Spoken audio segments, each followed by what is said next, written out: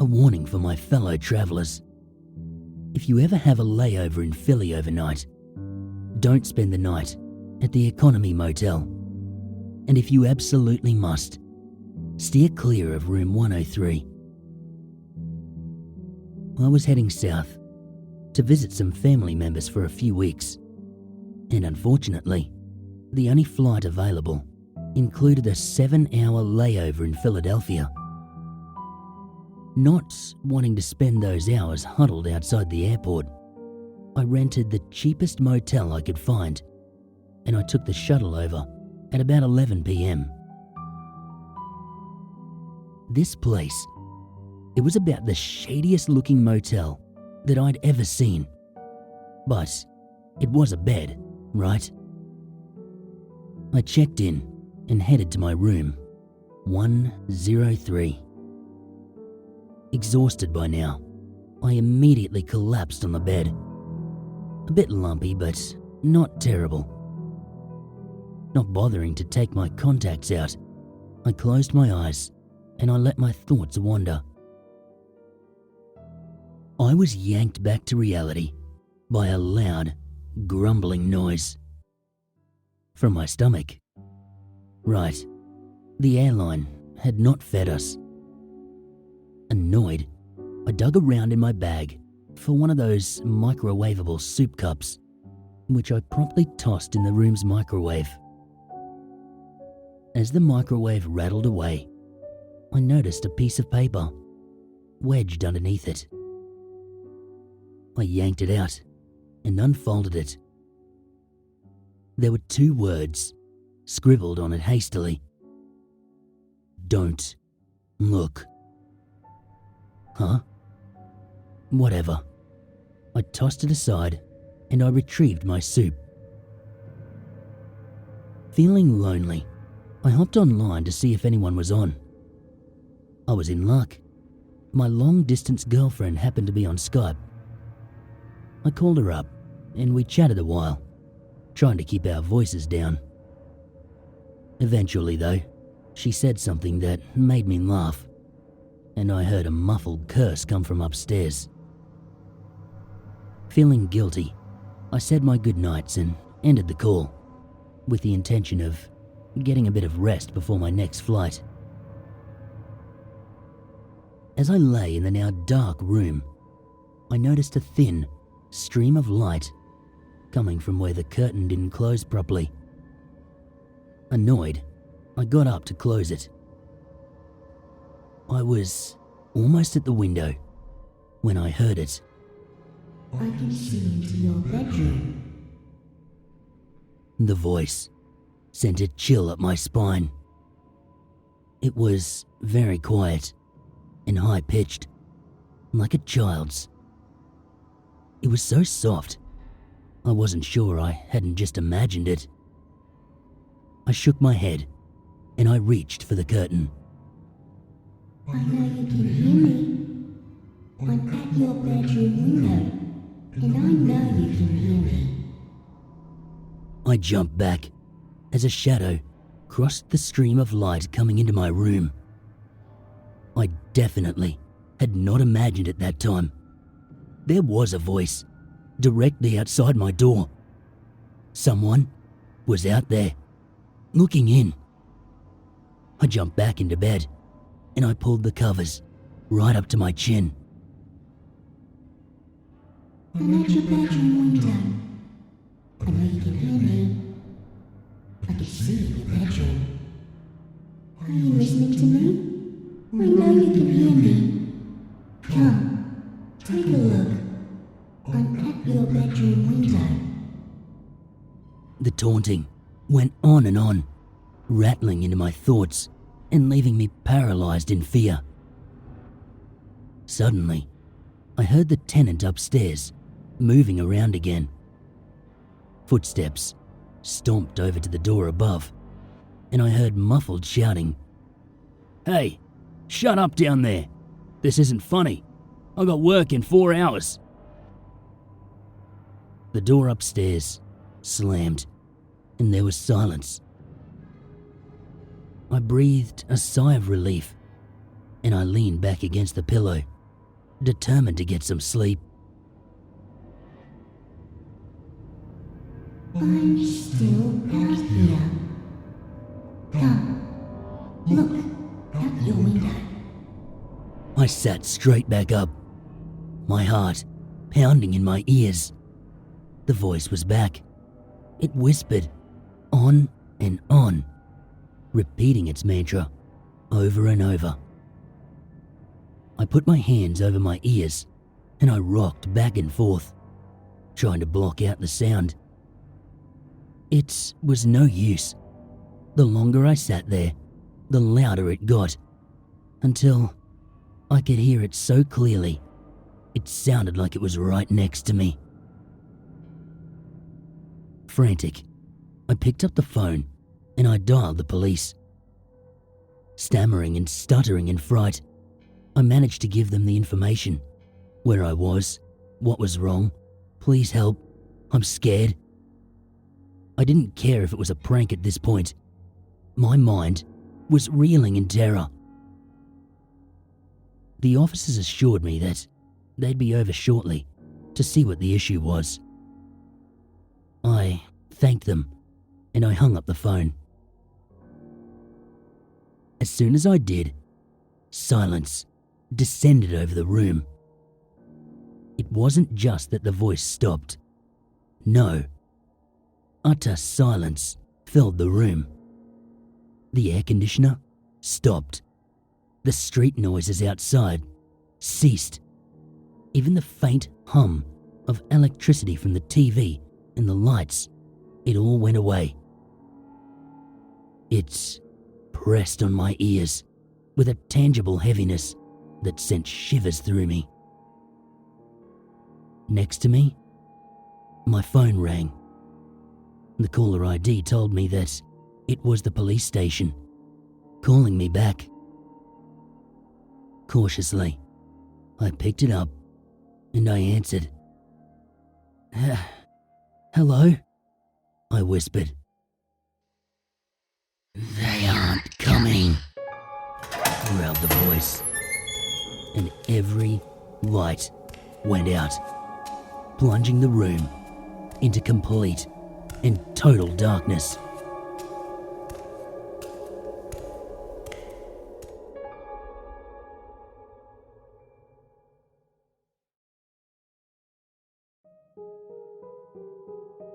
In the darkness, I fumbled for my bag.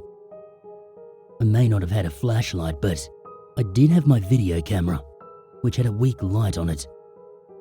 Besides, I can't deny I wanted to film this, if only to prove that I wasn't going insane.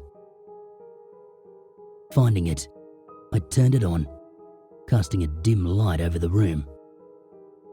Even with this light, the shadows still consumed the edges of my vision, making me jump at every perceived motion I caught in the corner of my eye. Shaking, I forced myself to just focus on the camera. Carefully, I stood up from the bed and I walked toward where I thought the curtain was.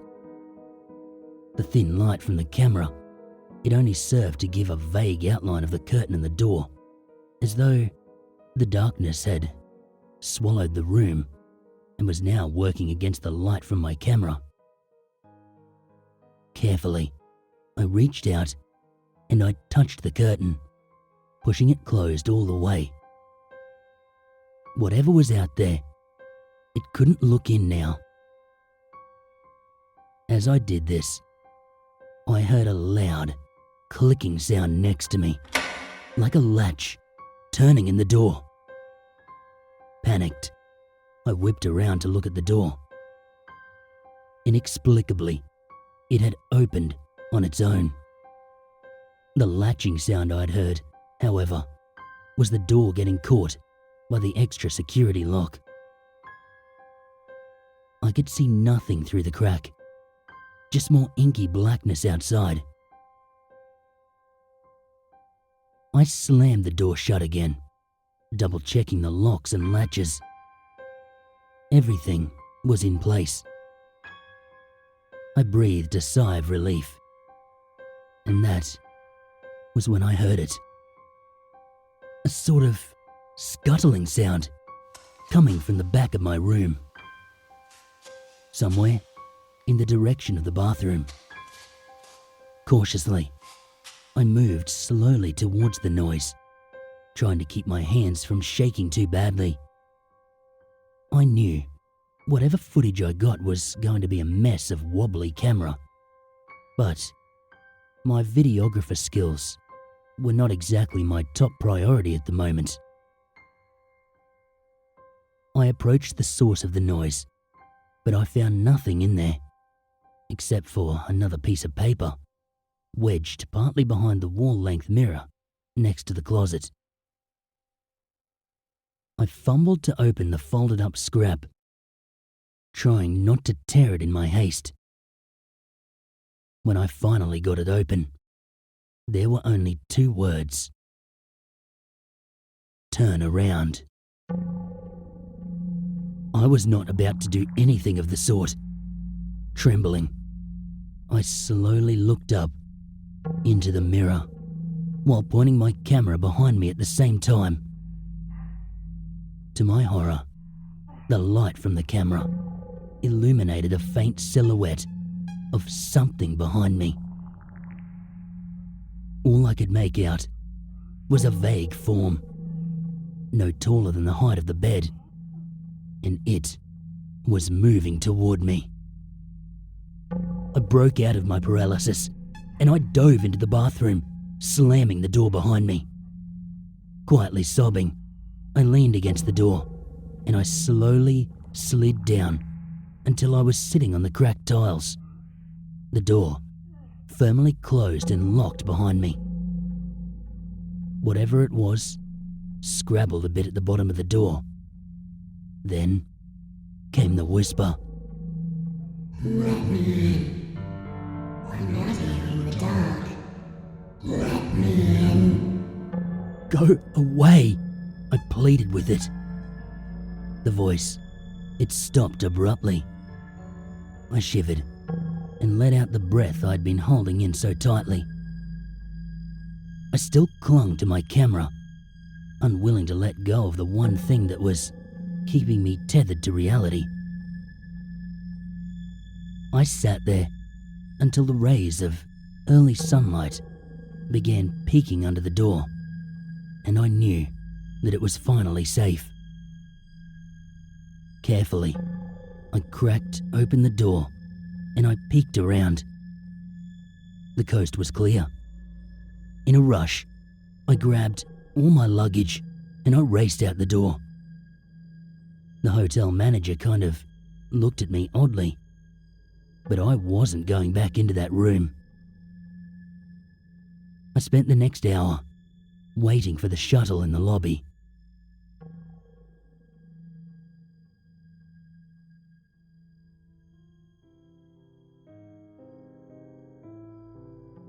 The flight to my aunt's house was short and uneventful. I spent the flight running over what had just happened over and over in my mind. Could that have been a prank? Who could have done that? It didn't matter anyway. It was over. I was out of that insane place, on my way to family and friends. I tried to put the whole thing behind me and just enjoy the ride. I've always loved flying. Watching the world fall away behind me is one of the most incredible feelings. The patterns beneath you, the rivers and the ponds and the winding roads, spotted here and there with cottony clouds shadowing the land. This time, however, I just couldn't enjoy the scenery. I was too on edge from the previous night's events. The plane finally landed, and I just about ran to meet my aunts and cousins. Finally, I could start my vacation and get back to a normal state of mind. I hugged my aunt and my little cousins so tight, just to be sure they were all real. We all laughed and packed up the car with my luggage to head home. I didn't tell them anything about the motel. That night, my aunt made my favourite, pan-seared salmon, dripping with lemon and butter. Since she lives so close to the beach, it was fresh from that day's catch. I don't think I've ever had anything so sweet and fresh. Sitting here, with my family, I could almost laugh off the events of the night before. Almost. Silence descended upon the house as night fell upon us, bringing with it a thick fog. The little cousins, they toddled off to bed, yawning and rubbing their eyes.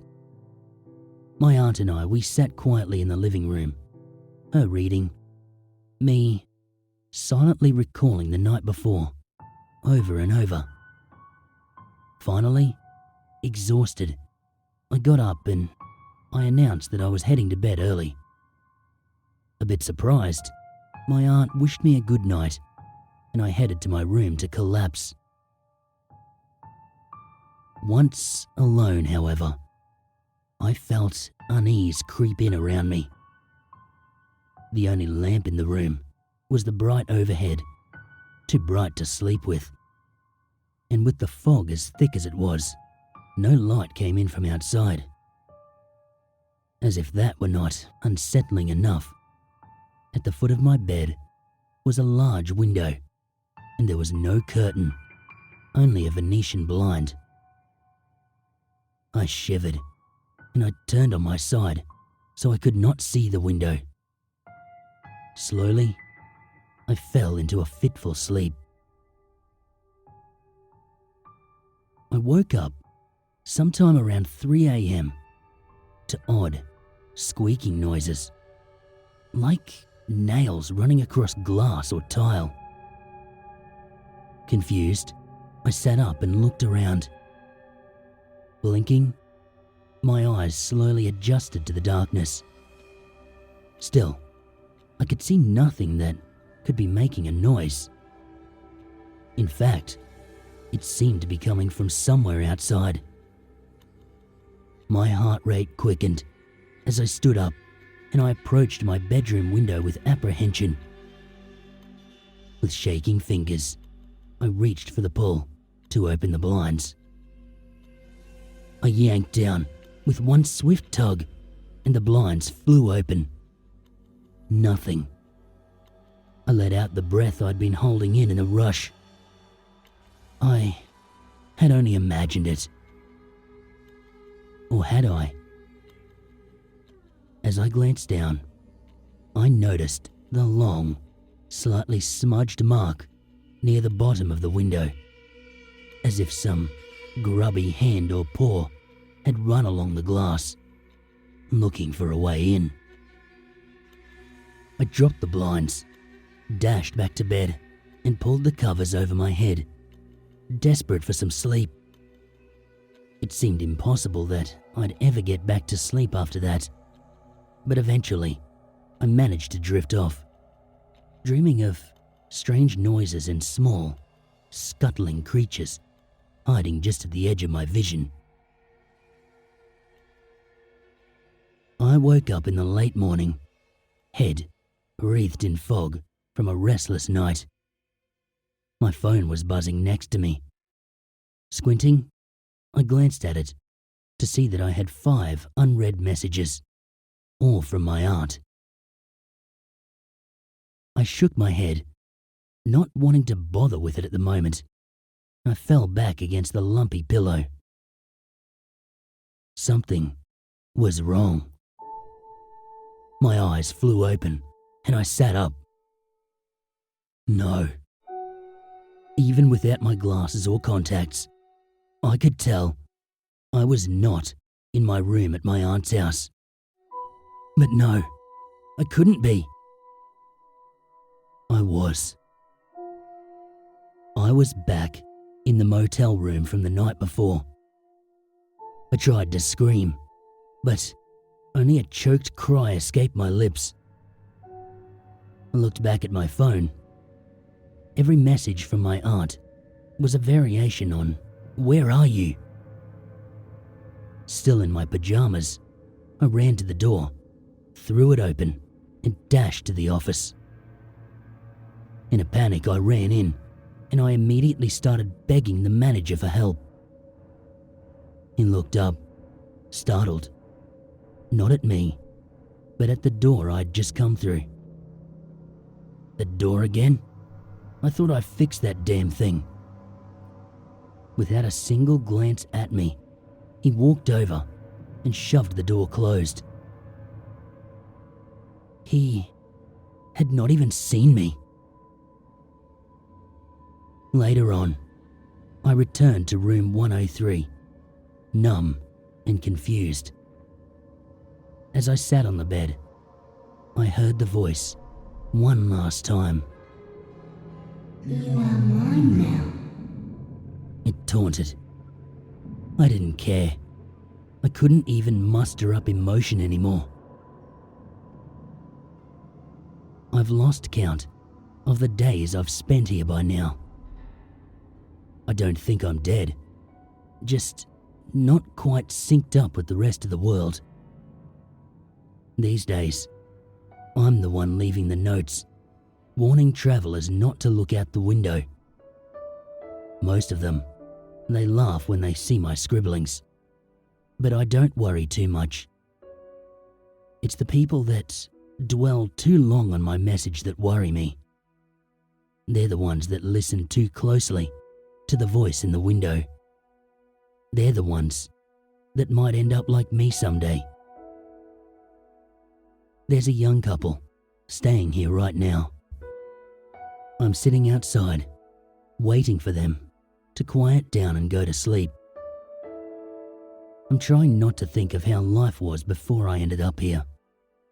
I mean, I tried leaving, but I can't get past the parking lot entrance. The only knowledge I get from the outside world now is from my phone and the occasional news program I watch during what passes for a continental breakfast at this motel. I think the two inside have fallen asleep. Well, he has at least. I'm not worried about him, his girlfriend, or fiancé or whatever. I'm concerned for her. She is still up, eyes darting around. I know she saw my note, and she's definitely upset. She's a perfect target.